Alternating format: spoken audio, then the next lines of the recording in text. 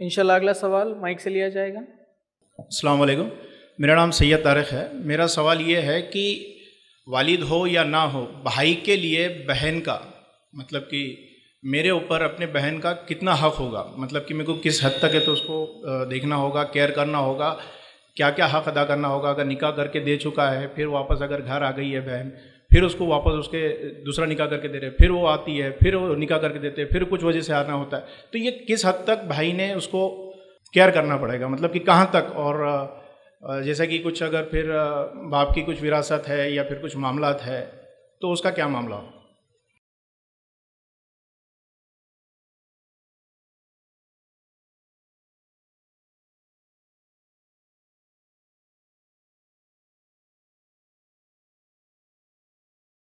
بھائی نے ایک سوال کیا ہے کہ بھائی کا بہن پر یا بہن کا بھائی پر کتنا حق ہے، خاص طور سے والد اگر نہ ہو تو یا نہ ہو دونوں شکل میں کتنا حق ہے۔ جیسا کہ وراثت کا معاملہ ہو گیا تو یہ تو والد کے انتقال کی بات ہو گئی۔ وراثت کا معاملہ نہیں، والد اگر حیات ہے اور زندگی میں کر رہے ہیں، نکاح کر کے دے رہے ہیں، والد شاید نہیں کماتے ہیں تو پھر بہن واپس آ رہی ہے تو بھائی کو ہی وہ کرنا پڑا ہے، سیکنڈ میرج کر کے دینا ہے، یا اس کے علاوہ دیگر مسائل ہے تو کتنا ہے۔ تو دیکھیے، یاد رکھیے کہ نبی اکرم صلی اللہ علیہ وسلم سے ایک مرتبہ سوال ہوا، ماں باپ میں سے دونوں میں سے کس کا حق پہلے ہے؟ تو کہا ماں کا، پھر کہا اس کے بعد تو کہا والد کا، کہا اس کے بعد تو کہا بہن کا، کہا اس کے بعد تو کہا بھائی کا، کہا اس کے بعد تو اس سے اقربین اور اس سے اقربین، اس کے بعد نزدیک رشتہ دار، اس کے بعد کے نزدیکی رشتہ دار۔ تو اس حدیث میں پتہ چلا پہلے ماں کا حق ہے والدہ، پھر والد کا حق ہے، پھر بہن ہے، پھر بھائی ہے۔ تو پتہ چلا بہن کا بھی بڑا حق ہے، یاد رکھیے۔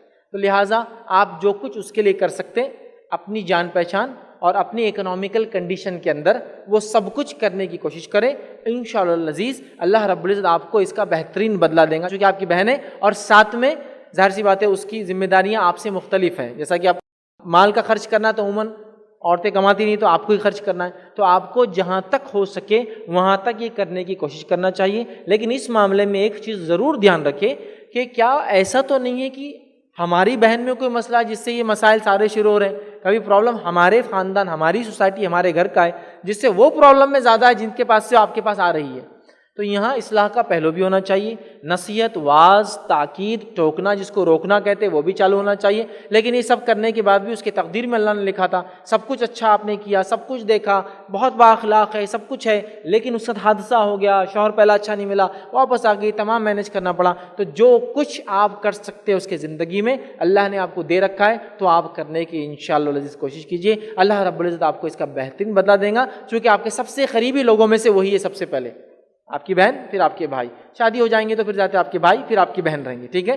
تو لہٰذا آپ جو کچھ اس کے لیے کر سکتے ہیں کرنے کی انشاءاللہ عزیز کوشش کریں، یاد رکھیے، چاہے وہ مسئلہ اگر ان کے بگاڑ کا تو ان کی اصلاح کی شکل میں، اور اگر واقعی میں ان کے ساتھ یہ ایسے آزمائشیں آ رہی ہے اللہ کی طرف سے تو ان آزمائشوں میں جو کچھ آپ کر سکتے ساتھ کھڑے رہ کر، آپ خود بھی، آپ کے والد بھی، اور ساتھ میں آپ کے بچے وغیرہ کماتے ہیں تو اپنی پھوپھی کے لیے وہ بھی جو بھی کر سکتے ہیں، چونکہ ظاہر سی بات ہے پھوپھی کا بھی ایک درجہ ہے چونکہ وہ والد کی بہن ہے، یاد رکھیں۔ تو جو کچھ کر سکتے کرنے کی اپنی حیثیت استطاعت میں ہم لوگ کوشش کریں انشاءاللہ۔